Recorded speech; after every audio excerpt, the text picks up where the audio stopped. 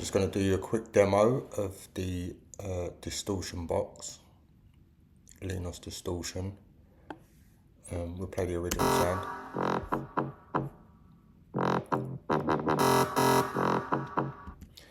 That's the sound unaffected. Got the mix level on low there. So on this we have your input. You've got toggle between stereo and mono. You've got a crunch button, boost button, added chorus, temperature knob, which is only subtle. Don't really want to overcook things, over process things, so I've programmed this to be pretty low and very subtle. I was in deciding to do that, it was with the accumulation of everything. If you had everything on and then added that, you know, you're going a bit overboard. But I may tweak it a little bit more, but at the moment, just for demo stages, I've left it in the safe zone sort of thing. There's your drive, that's your main driver. You've got bypass switch so you can compare the two, and then you've got your main output. So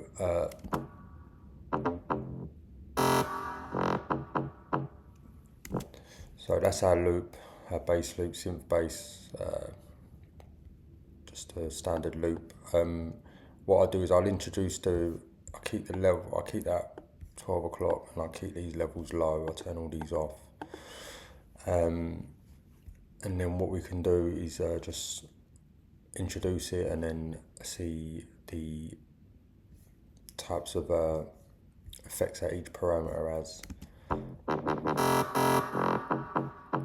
That's off.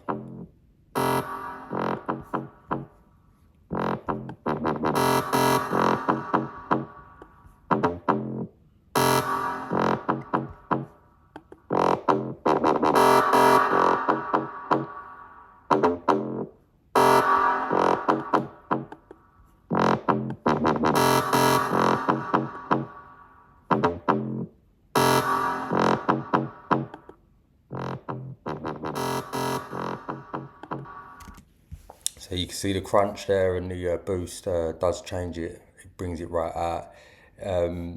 Not only does it increase in volume, you can hear certain parts being really brought out, really some good colour in certain parts of it.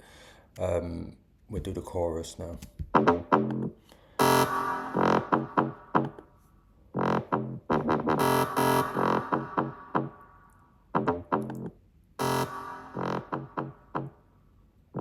That's bypassed.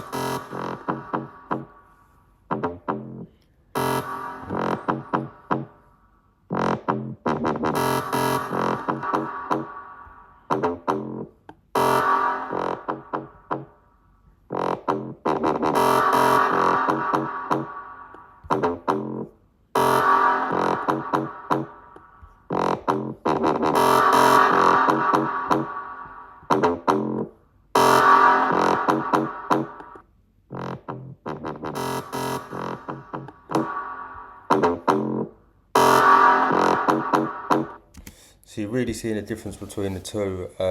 Nice bit of colour there. I'll try and explain. I mean, once you've got all those added, for me, that's enough. I mean, for what you're doing to create the sound, and then to go into later parts of your production, you know, you don't want to overcook it. You don't want to over fry things, and you go past a certain point, and you're like, oh, why does it sound? You know, you just keep while you're building these things, just keep them nice and clear, nice bit of clarity between the frequencies and the sounds and stuff.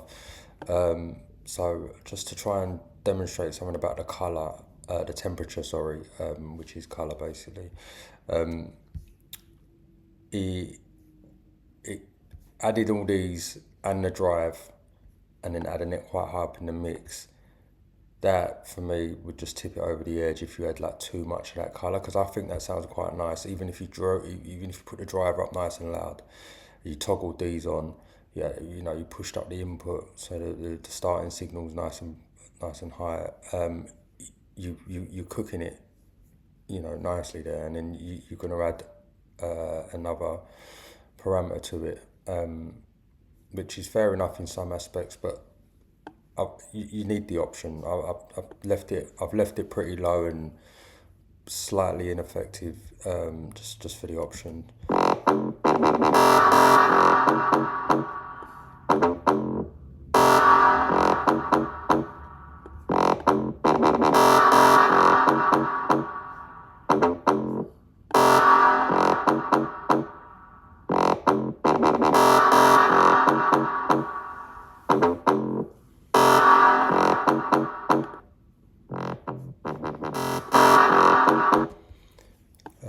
If we turn these off, I'll try and demonstrate a bit more. You're not really even hearing it there, but you know, just thinking about it, then you might need to go up a little bit more. But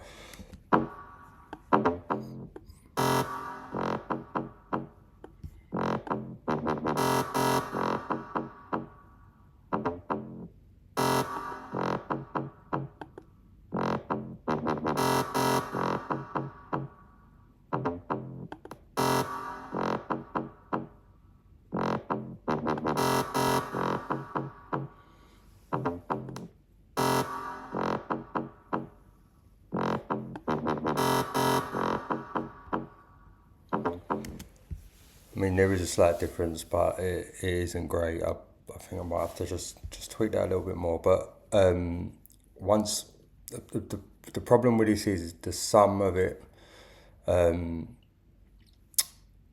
Once it's on top of all this, what I was finding was that it was just tipping it somewhere where I didn't really want it, you know, and you might sometimes when you're doing these sorts of things and you're trying to sound design and you're trying to find the path to, you know, the sweet spot of what you want to hear.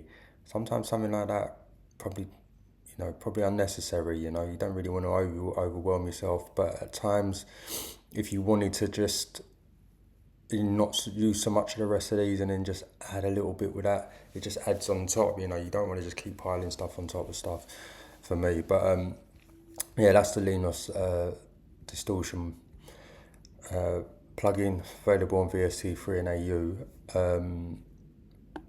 I send the links out for all these, and you'll be able to find them just on searches and stuff like that. But this is one of 5. So we've got this one, Leenoz dub delay.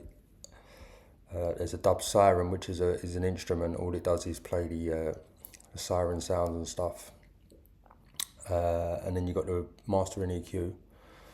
And then we've got an oversaturator, which it's similar to this. It's going to have parts on it that really do drive it, and then there's going to be parts on it that are just really subtle. I think that's the best way